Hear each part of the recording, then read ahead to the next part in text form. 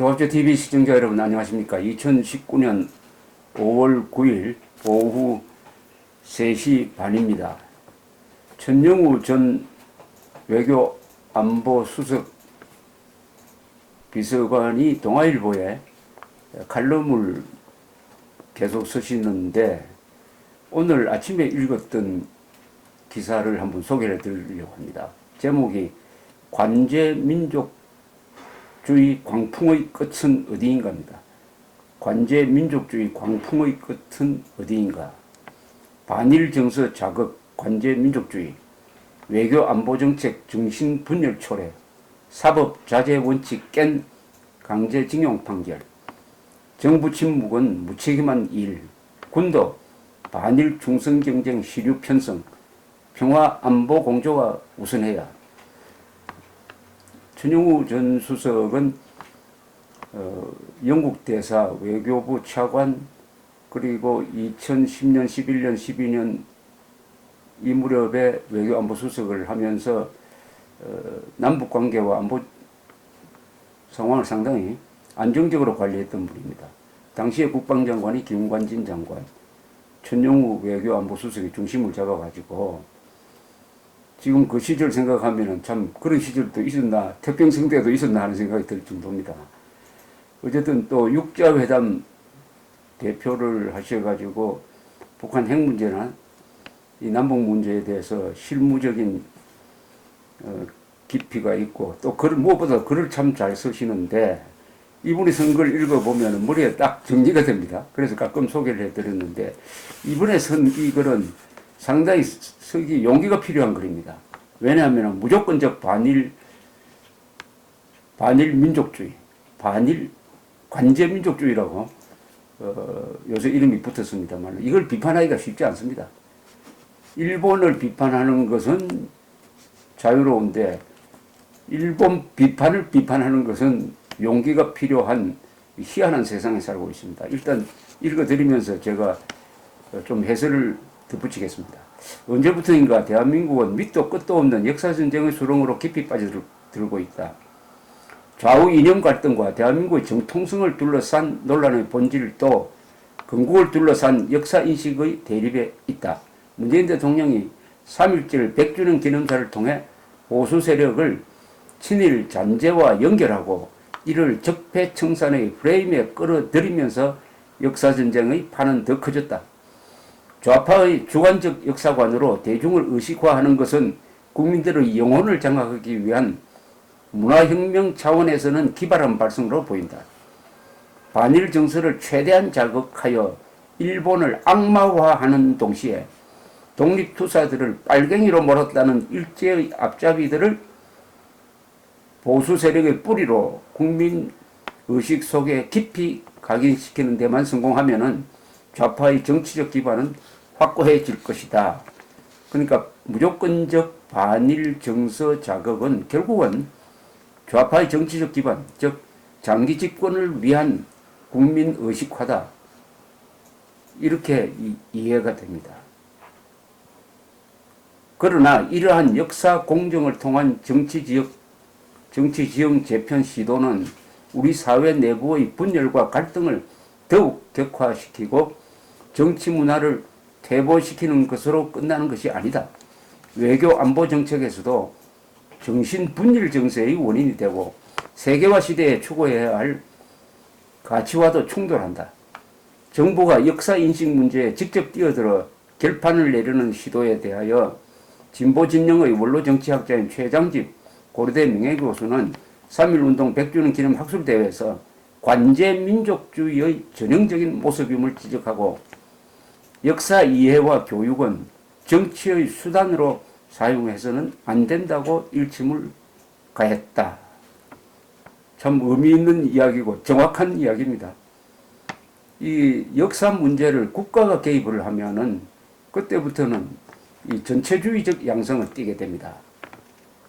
역사관은 그냥 있는 그대로 편하게 봐야 되는데 이것을 정치의 도구로 사용하면은 이게 조지 오웰이 남긴 유명한 말이 생각납니다. 조지 오웰이 이런 이야기를 했어요. 과거를 지배하는 자가 미래를 지배한다. 그런데 현재를 지배하는 자가 과거를 지배한다. 과거를 지배한다는 것이 역사관을 조작해가지고 국민들을 의식화시켜가지고 자기 편을 많이 만들어가지고 미래를 지배한다. 계속 집권할 수 있다 이거죠. 그래서 전체주의적 좌파는 기본적으로 독재를 넘어서 전체주의적으로 갈 수밖에 없는 이념체계를 갖고 있습니다. 왜냐하면 이게 사상운동이기 때문에 또 사상도 하나밖에 없습니다. 하나의 철학입니다. 다양한 철학이 아니고 그런 과정에서 역사를 이념적으로 해석을 하면 역사가 무기가 되고 흉기가 됩니다.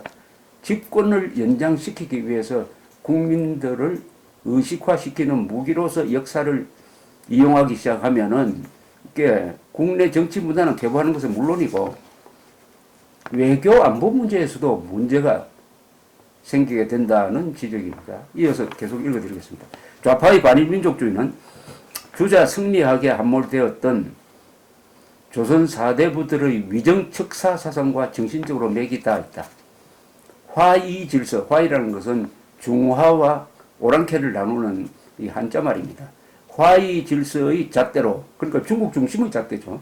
잣대로 세계를 문명과 야만으로 구분한 위정척사파에게 일본은 야만의 표상일 뿐이었으므로 서양 오랑캐의 흉내를 내는 일본을 본받아 근대화와 부국강병을 꾀하겠다는 발상은 조선의 정체성과 혼을 파는 것이고 참을 수 없는 치욕이었다. 21세기 좌파 민족주의자들도 친일과 반일을 선과 악을 구분하는 기준으로 삼고 친일을 악의 대명사로 만들어가고 있다. 항일 투쟁을 국가 정통성의 토대로 삼아 식민 잔재와 보수를 한 통속으로 묶어 이를 일거에 청산하는 것이 정의가 불의를 이기고 역사와 민족 정기를 바로 세우는 길이라는 신념은 원리주의적 위정척사 사상을 연상시킨다. 위정척사 사상과 차이가 있다면 일제 시기에 형성된 민족의 개념이 중화사상을 대체했다는 점이다. 어떤 역사학자보다도 예리한 분석입니다. 위정척사파, 개화기 때 이 위정척사파가 개화를 반대했습니다. 물론 일본에도 반대했죠. 일본에 반대했다는 것만 띄우고 개화에 반대했다는 것은 우리가 축소하는 경우가 많은데 이 위정척사의 핵심적인 가치관은 대한민국의 국가 이익이 아닙니다. 오로지 중화사상입니다. 중국 중심입니다. 이 위정척사가 외교에 영향을 미치면 어떤 결과가 발생하느냐? 바로 병자호란입니다. 병자호란은 망해가는 명나라에 계속 충성하면서 치고 올라오는 청을 가볍게 보다가 쓸데없는 전쟁을 불러일으킨 것이 병자호란입니다. 청나라가 요구한 것은 우리를 황제로 불러달라는 것이었습니다. 그런데 인조 조정에서는 황제는 하늘 아래 한 사람밖에 없고 그것은 명나라 황제뿐이다. 우리는 그렇게 못 불러주겠다. 이렇게 해서 쓸데없는 전쟁을 불러들여가지고 왕이 인조가 청태종 앞에서 9번이나 그 얼어붙은 지금 잠실 석촌호수 근방에서 머리를 땅에 부딪혀서 항복하는 이런 치욕을 불러들인 세력이 바로 이 위정척사입니다. 주자학적 승리학이죠. 그것이 오늘까지도 영향을 줘가지고 한국의 이 좌파 세력이 행태가 바로 그들하고 똑같다, 비슷하다 이런 이야기를 하고 있습니다. 그때하고 다른 것은 그때는 가장 중요한 가치 기준이 중화였는데 중국을 부모 나라처럼 모시는 중화 사상이었는데 지금은 민족의 개념으로 한다. 민족. 그런데 이 민족이란 게 뭐냐? 결국 관제민족주의다. 관제민족주의다. 이 민족을 흉기화하고 있다. 이런 이야기입니다. 천정우 수석은 계속 이렇게 썼습니다. 그런데 친일 잔재 청산이 좌파가 명운을 걸고 매달려야 할 만큼 절박한 시대적 과업이고 반일이 대한민국의 정체성을 규정할 만한 절대선이고 가치인가? 반일민족주의의 과잉은 공직사회에서도 국격과 국익을 지키는 것보다 친일의 낙인을 피하고 반일 선명성을 입증하는 데 급격한 풍조를 확산시키고 있다. 이게 친일이라는 말이 요새 마녀사냥에 이용되는데 이게 시대착오적입니다. 일제시대 때 친일 했다고 해가지고 비판하고 단죄한 것은 그것은 그렇다 치고라도 요사이 일제도 아니고 우리의 준군사 동맹국인 우리의 우방국인 또 유엔 사령부의 후방기지가 7개가 일본에 있는데 그 일본을 상대로 마치 일제인 것처럼 군국주의 일제인 것처럼 간주해가지고 지금의 일본에 반대하는 것이 정이고 그게 민족이고 지금의 일본과 친하자고 하는 사람은 민족 반역자고 친일파가 되는 이런 세상이 되어버렸습니다. 과거의 일본과 싸우고 있습니다. 그러니까 유령과 싸우는 거죠. 지금 그런 일본은 존재하지가 않습니다. 조선을 침략했던 일본은 지금 민주주의 국가로 바뀌었어요. 우호국가입니다. 군사적 한미일 동맹관계에서 연결고리 역할을 하는 게 일본인데 그 일본을 무조건적으로 반대하자 하는 게 외교정책 공무원들에게도 영향을 준다 하면서 이렇게 예를 들었어요. 사법부조차 일본과 관련된 소송에서는 법과 양심에 따른 재판을 하기 어려운 분위기다.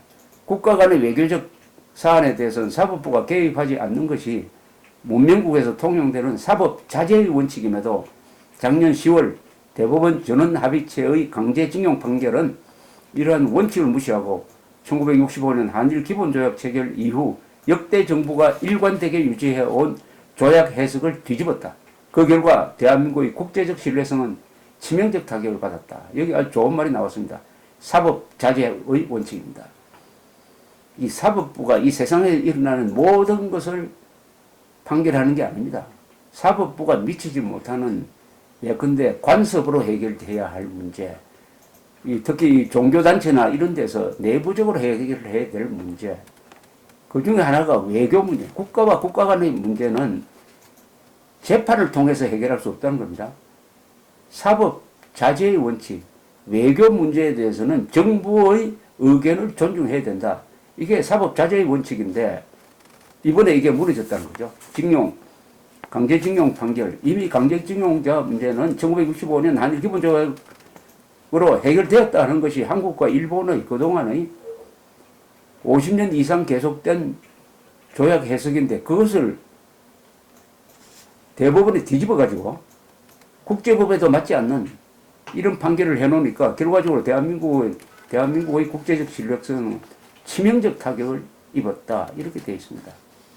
이렇게 지적하고 있습니다.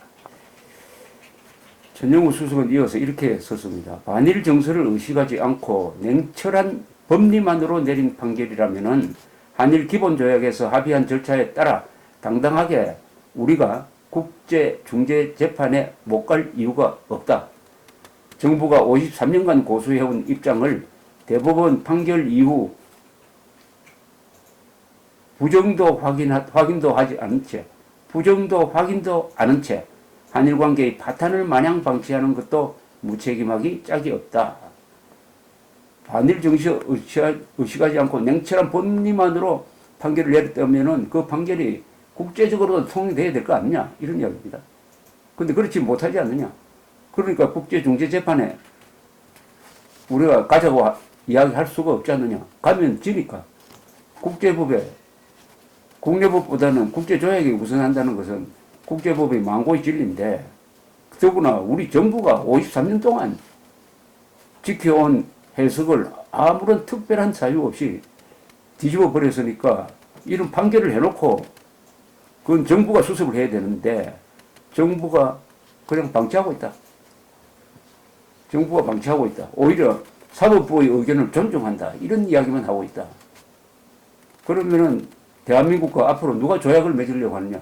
조약 맺었다가도 법원이 다른 판단을 해버리면 무효가 돼버리는데 최근에는 군까지 항일 투사의 대열에 합세했다. 근데 여기서 말하는 항일은 일제가 아닙니다.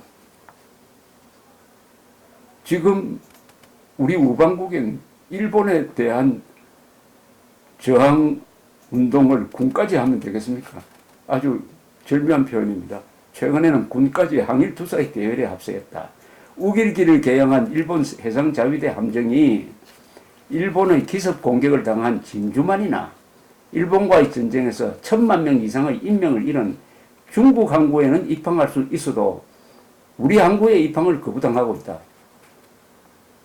한국 방어만을 위해 7개의 유엔사 후방기지를 제공하고 있는 일본을 굳이 이렇게 대해야 직성이 풀리나? 이 우길기를 개항한 일본 해상자위대 함정이 과거에도 한국군과 함께 훈련을 했어요. 관함식 같은 걸 했어요. 그때는 아무 말 안 하다가 이번에 일부 단체가 문제를 제기하니까 일부 군대가 이걸 떡 받아들여가지고 일본 배 오지 마라 했습니다. 근데 그 일본 배가 왜 진주만이나 중국 항구에는 왜 들어가느냐? 이것도 관제 민족주의에 선동당한 군대까지 이럴 수가 있느냐? 의 통탄입니다. 일본 초계기에 대한 우리 해군 구축함의 사격 통제 레이더 작동 여부를 둘러싼 논란도 그 잘잘못을 떠나 처리 방식에서 국가 안보에 대한 고심의 흔적은 보이지 않는다. 영내 평화와 안보에 대한 공동의 위협에 대응하기 위해 양국 간의 소통과 공조하고 어느 때보다 기묘한 시기에 반일 충성 경쟁에 군까지 꼭 나서야 하나? 도대체 관제 민족주의 광풍에 대한민국이 얼마나 더 망가져야 하는가? 일본 초계기에 대해서 우리 해군 구축함이 사격 통제 레이더를 조준해가지고 발사 직전 단계까지 갔느냐 안 갔느냐 하는 것은 그것은 변론을 하더라도 우리 군이 이렇게 꼭 북한군보다 더 적대감을 갖고 일본 자위대를 대할 필요가 있느냐 하는 이야기입니다. 어쨌든 이 천정우 전 수석이 아주 쓰기 어려운 글을 핵심을 찔러서 썼습니다. 한번 동아일보 검색해서 읽어보시면은, 그리고 그 댓글을 한번 읽어보시면은 좋겠다는 생각이 들었습니다. 제목이 관제 민족주의 광풍의 끝은 어디인 겁니다. 감사합니다.